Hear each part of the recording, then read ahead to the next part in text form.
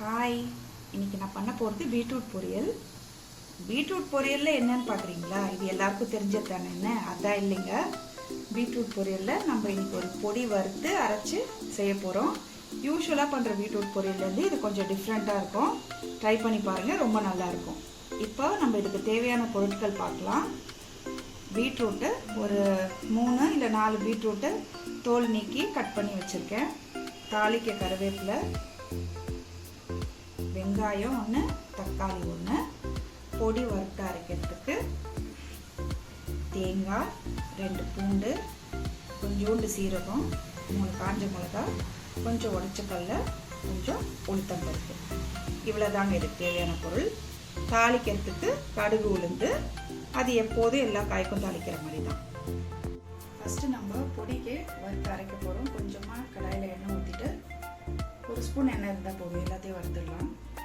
ஒரு பொருளாக போட்டு வறுத்து அரைச்சிட்டு அது ஆறினதும் மிக்சியில் போட்டு கடாயில் 1 ஸ்பூன் எண்ணெய் ஊற்றிட்டு ஃபஸ்ட்டு உளுத்தம் போட்டுக்கணும்.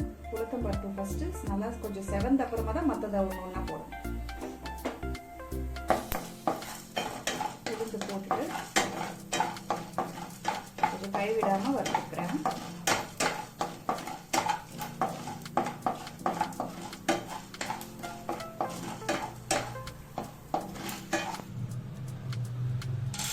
அடுத்தது உடைச்சக்கடலை,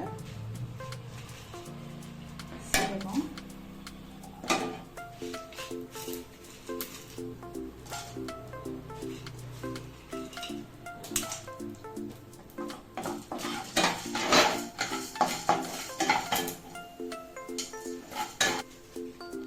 அடுத்தது பூண்டு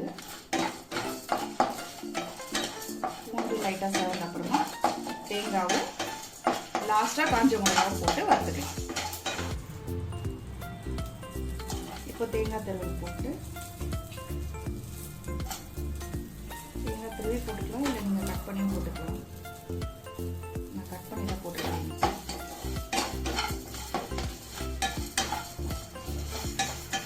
எல்லா பொருளும் செவந்துருச்சு. லாஸ்ட்டாக காஞ்ச மிளகா போட்ட உடனே டக்குன்னு கருப்பாயிடும். அதனால் போட்டுட்டு கொஞ்சம் கை விடாமல் அப்படியே கிளறிட்டே இருங்க. கிளறிட்டு கொஞ்சம் காஞ்ச மிளகா செவந்தோன்னு ஆஃப் பண்ணிவிட்டு நல்லா ஆற வச்சுட்டு மிக்சியில் பொடி பண்ணணும். இப்போ நான் வறுத்ததை இந்த தட்டில் கொட்டி வச்சுருக்கேன். இது நல்லா ஆறட்டும். கொஞ்ச நேரம் ஆற வச்சுட்டு அதுக்கப்புறம் அரைக்க போகிறேன். அதுக்கு நடுவில் நம்ம பீட்ரூட்டை தாளித்து வேக வைக்கிற ப்ராசஸ்க்கு போகலாம். இது இப்போ கடாயில் எண்ணெய் ஊற்றிட்டு கடுகு, உளுந்து, சீரகம் தாளிக்க.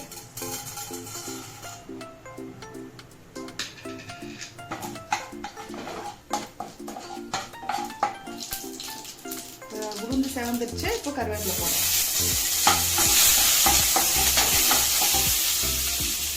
அடுத்து வெங்காயம்,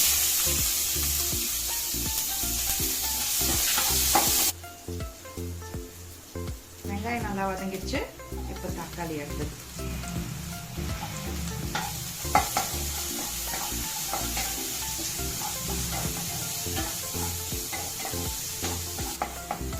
நல்லா வதங்கிடுச்சு.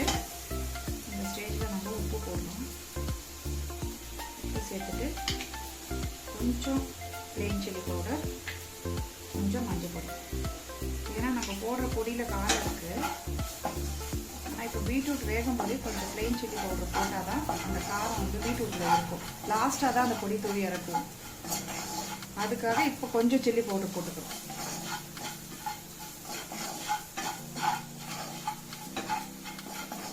எல்லாம் நல்லா வதங்கிடுச்சு. இப்போ பீட்ரூட்டை போட்டு தண்ணி ஊற்றி மூடி வச்சு ஒரு 5 to 7 minutes அது வேகணும். இப்போ பீட்ரூட்டை சேர்த்துடுறேன். ஒரு வாட்டி நல்லா வதக்கி விட்டுட்டு வெங்காயம் தக்காளியோடு சேர்த்து பீட்ரூட்டையும் வதக்கி விட்டுட்டு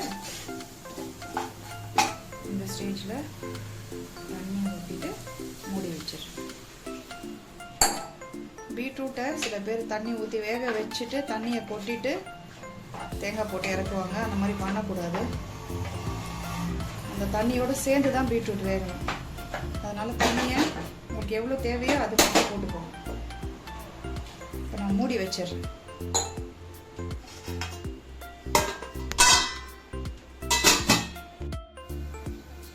10 நிமிஷம் கிட்ட ஆயிடுச்சு. நம்ம திறந்து பார்ப்போம்.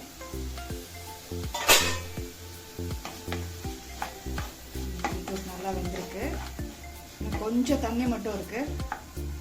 அதை அப்படியே கொஞ்சம் திறந்து வச்சா அந்த தண்ணியும் இதுவாகிடும். அதுக்கப்புறம் பொடியை போட்டு ஆஃப் பண்ணிடுவோம். நம்ம வறுத்து வச்சிருந்ததெல்லாம் பொடி பண்ணியாச்சு. மிக்சியில் இந்த மாதிரி வரும்.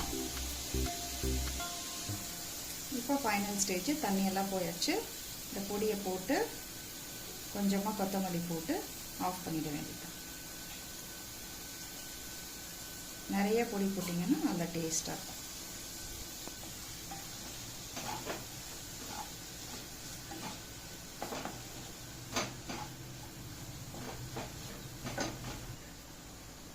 நீங்கள் வெறும் தேங்காய் போட்ட பீட்ரூட் பண்ணால் கூட சில சமயம் பசங்க சாப்பிட மாட்டாங்க. இந்த பொடி போட்டு கொடுத்து பாருங்கள், கண்டிப்பாக சாப்பிடுவாங்க.